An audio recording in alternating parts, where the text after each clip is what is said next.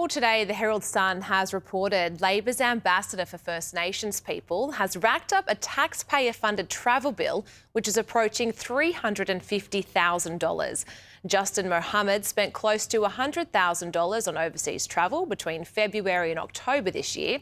It comes after Mr Mohamed told the Indigenous Business Review in June that he grew up with a desire to prove white Australia wrong after seeing the differences between Aboriginal and Torres Strait Islander people and the rest of the community in Bundaberg.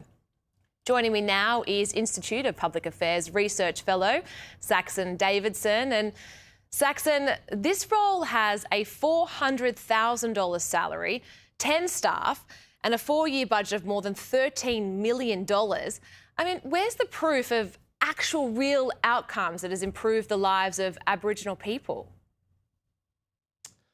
Well, there's no proof that there's been any improved outcomes for Indigenous people in Australia based on this envoy. And that doesn't really surprise me, considering that outcomes aren't really a serious thing that the Albanese government thinks about. Almost all the decisions that have been made under this government have everything to do with ideology, whether it be the economy or energy, the budget, and Indigenous affairs are no different.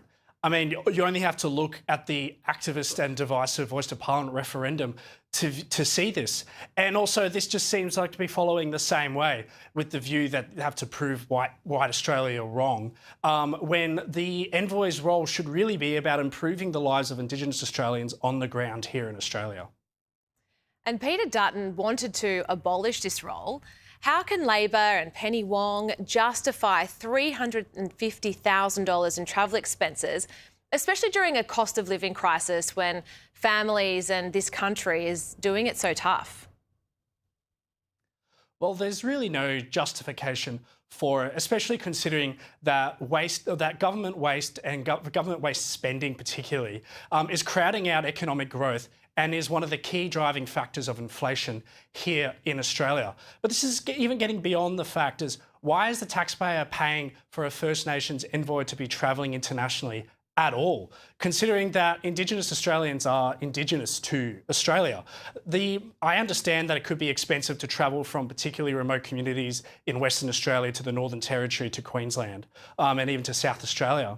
But even so, it should be nowhere near the hundreds of thousands of dollars in travel expenses for a First Nations envoy. Well, Chris Minns has said today that life in Sydney will be extremely different than what it was in December. Here is the Premier. The security protocols and resources are going to have to change in Sydney. And they've changed in Rome and they've changed in Paris and they're going to have to change here. I mean, anyone who's suggesting that we can just have the same regime, the same process that we had in place on December the 13th is wrong. Those days are over. Saxon, what do you make of the Premier's comments?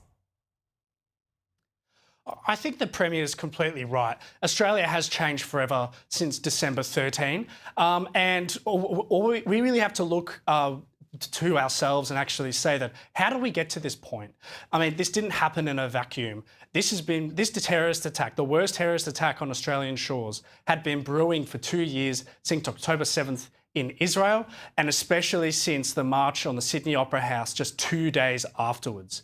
The federal government particularly, has been completely ignorant to the rising anti-Semitism crisis in Australia.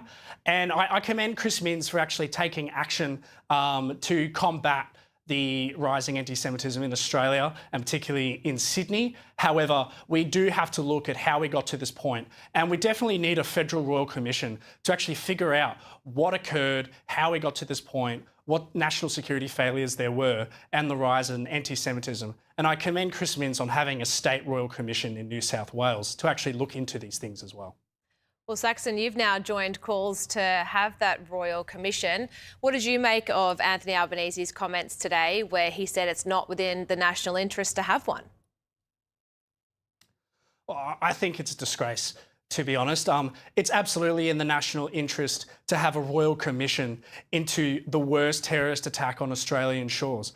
We need answers, and we need action based on those answers. You can't actually create fundamental change, and fundamental change that is required, unless you know what you were trying to fix. or even if you want to fix it.